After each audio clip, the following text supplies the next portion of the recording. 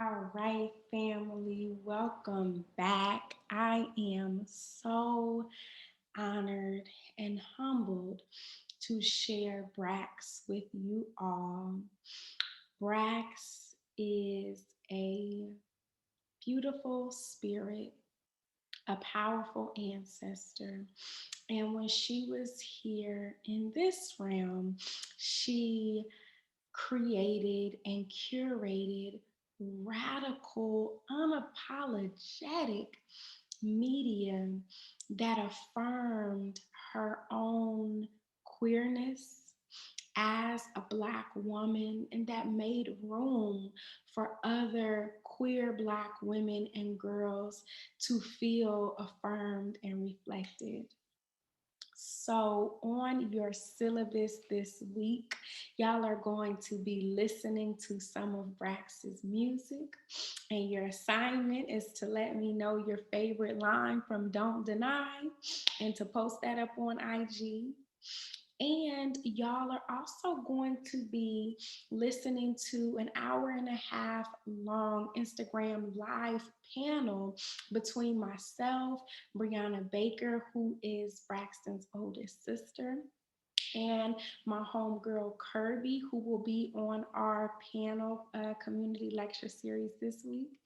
And also one of Braxton's dearest and bestest friends, Kanae. So these medias, right, that I'm assigning y'all this week are just a glimpse into the radical, unapologetic, and life affirming media that Braxton curated and inspired. So I wanted to begin with this image from Braxton's obituary. Braxton passed away at 21 years old, November the 2nd in 2020. And this is the obituary, and we just see these different representations of self. So Braxton was a dear friend to me. And outside of the love and care and beauty of her light and her life, within those who she had close relations to, Braxton was an icon, as her family says here on this obituary, right? Her work as a rapper and an artist was so transcendent at such a young age, y'all. She's really a wise, wise soul. And I wanted to share this image with y'all so that you can see all the different ways that Braxy was leaning into that disrespectable, unapologetic representation of self as a Black girl, as a Black woman, as a dyke, as she called herself, right? She was really affirming that Black women should reclaim this word dyke and embrace, right? As a lesbian, as a Black woman who loves Black women, being able to affirm and assert that part of her identity and was so important to her as a rapper and as an artist. And what we see in these images, right, is this relationship between masculinity and femininity, right? And that as Braxton grew older, and clarify more of herself and her identity, that masculine representations of herself sometimes felt more adequate for how she wanted to show up in the world that day. And I love Braxton's style because she was always so fly, and her aesthetic representation of herself, the way she showed up in the world, was always going to tell you about herself, about her power, about her inner light, right? In whatever way she was showing up. And so she was playing with this relationship to masculinity and femininity in her dress and in her performance of herself. I also just wanted to give you all a glimpse of her reach, right? So, People Magazine, Essence, Variety, Billboard, all of these platforms were announcing her passing because she had had that huge of an impact on folks across the world, y'all. And so I just wanted to read a little bit from braxlegacy.com, which is also on y'all's syllabus for homework this week. Um, this is a quote from Brax. She says, "My life isn't mine. My life isn't in my control. My purpose is far beyond me. I'm just what you need from me. I'm just what you made me, God, your vessel." And I want to stop here and affirm y'all. Because oftentimes, right, queer and trans Black folks have such a complex and complicated relationship to their spiritual life because of how intensely the Black church has used God to demonize and weaponize and shame folks into feeling unlovable by God, right? And Braxton's assertion of her spiritual life, her love for God, her investment in all that God made possible, right? And her affirmation, God loves me. As a dyke, as a queer Black woman, God loves me.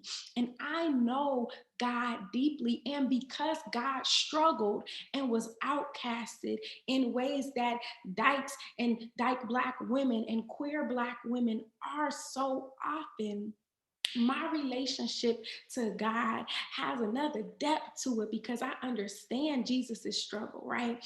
Braxton was so passionate about the fact that her proximity, her intimacy, and her closeness with God was not despite of her queerness, but it was because of her queerness that she was even able to get closer to God in ways that she cherished deeply. So I just want to affirm that and affirm that her spirituality was a grounding piece of her curation process, of the process of making the media that affirmed her identity that she put out into the world. And so this was written by her family.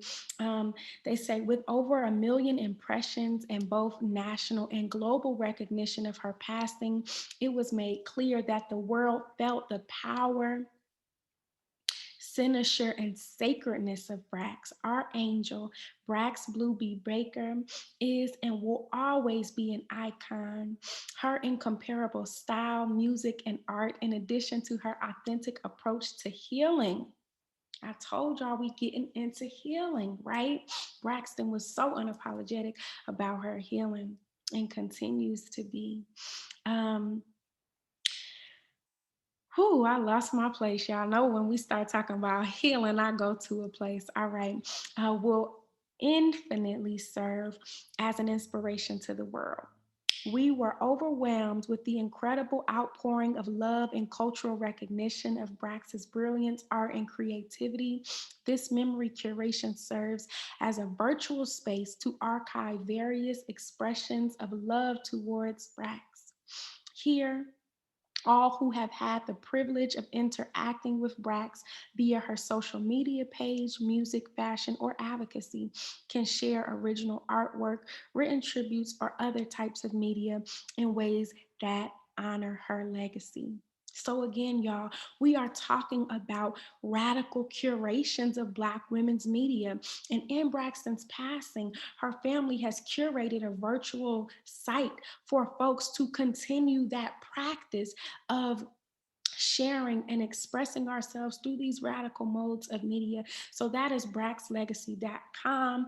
That is also on y'all's syllabus to view. And this is Braxy, y'all. She was known for having half orange, half Black hair. And I love when y'all put up Sha'Carri Richards' picture when we were talking about disrespectability, right? And that orange hair, right? Shout out to all the Black girls with orange hair. And Brax was like, look, I'm gonna give y'all half Black, half orange. So anyone who knew of Braxton and knew of her legacy, orange was her color. And orange is a very sacred and it's a sacred color in healing, right? Because orange represents like our relationship to feminine power in a lot of ways. And so in this way, she was connecting with orange as a color to channel her power as a Black woman. And then she transitioned into getting really deep into blue as a color to discover and explore herself. So we see this process of using art and color as a way to dive deeper into our practice of healing so that we can produce media that represents us in our fullness. So I also wanted to show y'all her Instagram page, right? Her IG name was Dyke Brax. Again, she was thinking about how do we reclaim this word dyke, and thinking about how uncomfortable it made folks for Black women to lean into masculinity, right? That oftentimes when we talk about stereotypes and systems and structures that don't serve us, right? That having to be feminine and not having access to masculine and masculinity as a Black queer woman, right? So for Braxton, thinking about being Dyke Brax was a way to affirm what masculinity did for her and her relationship to masculinity as a queer Black woman, and how that became a part of her liberatory practice. So we see, right, on her Instagram, one day you going to get a dress, and the next day you going to get this, right? This sleigh. We're going to get the cap with the sneakers and the grill, right? And so these are all different ways of being disrespectably unapologetic, right? And that's why I continue to be so inspired by Braxton's model of how we embody all these different parts of ourselves and let them live. And again, we talk about how the process of curating social media accounts in and of itself is a process of producing radical media, right? So even in her process of this Instagram account where she had over 100,000 followers, right? Folks from all over the world experiencing her process of curating her body and her identity in ways that were liberatory, right? And how in her process of curating liberatory media, she frees up other folks to experience their own liberation as well, right? And if you all are interested in learning more about Brax and seeing more of her slays, you can check out Remember Brax on Instagram, which is an account that posts different memories and honors her legacy. And as y'all will see, right, this image here is one of my favorites. And this is the image on our syllabus when we are thinking about Black girl disrespectability, right? Tongue out, red locks, orange, orange is red, right? With the middle finger, IDGAF, right? And so this process of disrespectability and how we as Black women and how queer Black women and trans Black women lean and move into disrespectful representations of self is really important for us to think about when we're thinking about radical media. All right. And I also wanted to share with you all again, just to emphasize the reach of Braxton's radical media in Richmond, Virginia, where she was born and raised. They curated this beautiful mural in honor of her legacy, y'all. And it's that picture, that infamous picture that so many people know and love of Brax with that half orange, half Black hair, and her tattoo on her hand said gifted, right? And she's reaching out to folks to affirm, like, we are gifted, right? We are gifted God's grace. We are gifted the fullness of our identity, and we don't have to apologize for any of who we are. And that brings us to Don't Deny, which is the music video that you all are going to be watching this week for homework. And this song is really powerful because she talks about don't deny what you feel, don't deny your truth, don't deny who you are as a Black woman, as a queer woman, right? Don't deny the truth about your feelings. And this was Braxton's coming out song, y'all. This was the first time that she openly and explicitly announced her queerness. And in the music industry, y'all, where as Black women rappers, right, ain't a whole lot of room anyway, and for her to be so bold and unapologetic and announce her fullness in this way was so powerful. So I just have a few clips from the music video that I wanted to share with you all. Another thing we talked about, right, is like, how often do we get to see Black women loving Black women intimately and romantically on screen, right? And so Braxton's Don't Deny music video gives us an opportunity to witness the beauty and the power of Black women loving Black women intimately. And that's something that we don't get to see enough. So this video is so radical and powerful in that it provides that type of imagery for us, right? This is Braxton and her beloved partner, right? And this video is just a celebration and an affirmation of the love and the joy that they shared, right? And I love these moments of laughter and play because so often our processes of clarifying our identities and being bold in our truth come with a lot of heaviness, right? But we see the joy and the beauty and the laughter that is so present in the love that they have for each other. And it affirms that Black women deserve to know Black women's love. And we got to normalize that, right? We have to normalize Black women loving Black women intimately and romantically, right?